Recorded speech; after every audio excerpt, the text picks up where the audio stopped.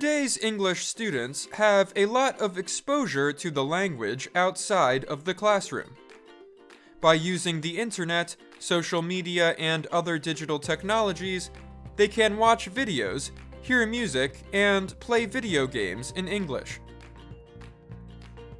But teachers are not so sure that digital exposure results in better English-speaking abilities. That is the finding of a new study on how teenagers learn English. The Organization for Economic Cooperation and Development, or OECD, a group that studies economic activities in large economies, supported the study. The study is called How 15-Year-Olds Learn English. It provides case studies of teaching teenagers English from 5 countries: Finland, Greece, Israel, the Netherlands, and Portugal.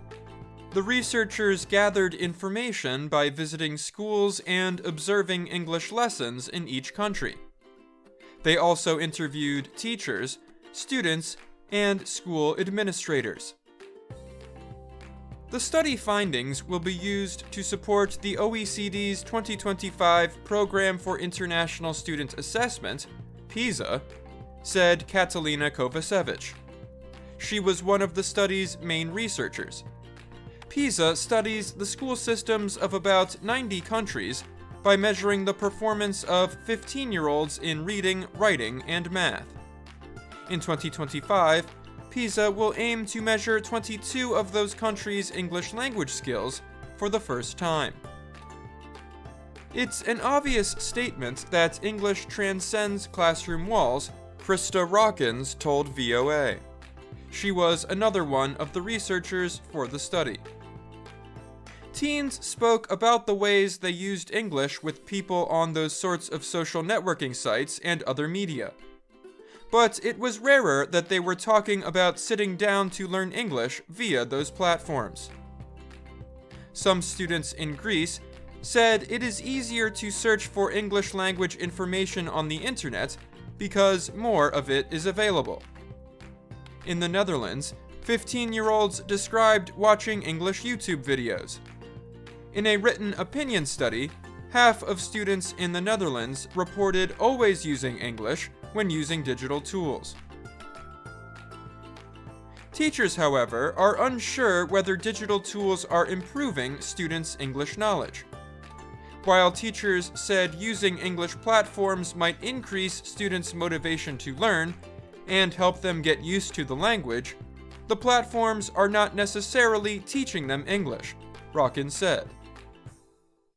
One teacher in Finland, for example, said students might get the false idea that they do not need to study English because of how often they use English outside of school. They think they know it better than I do because they use it in computer games and it's present in their lives all the time, the teacher said. They think they don't have to listen to me in English classes. I feel that is a challenge. Rawkins said there is a slight disconnect between the kind of English students are learning outside of school and the kind of English they're being asked to learn and study in classrooms. Students might feel that studying English at school is just about studying grammar, whereas outside of school, they can communicate and interact in the language, the report said. A large part of OECD's work with PISA, the researchers said, is examining inequities in education. Rawkins said there can be large inequities that arise from the kinds of out-of-school exposure kids get to English.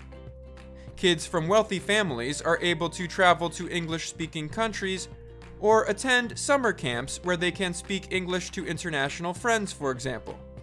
Some students can pay for private lessons.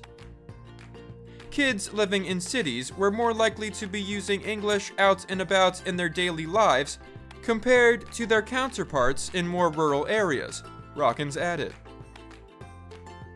There has been a big change in how students are exposed to English outside of school.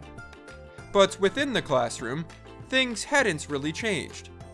The report noted how digital technologies are used within the classroom, but traditional teaching methods like textbooks were still used in every school observed. Teachers in all 5 countries said their students struggled the most with writing and speaking English, rather than in reading and listening.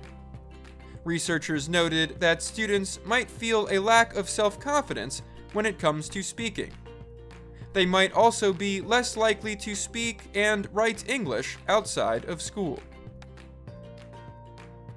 Outside school, they're doing a lot of reading and listening to English because that's what the majority of their exposure is, particularly when it comes to digital technologies, Rockin said.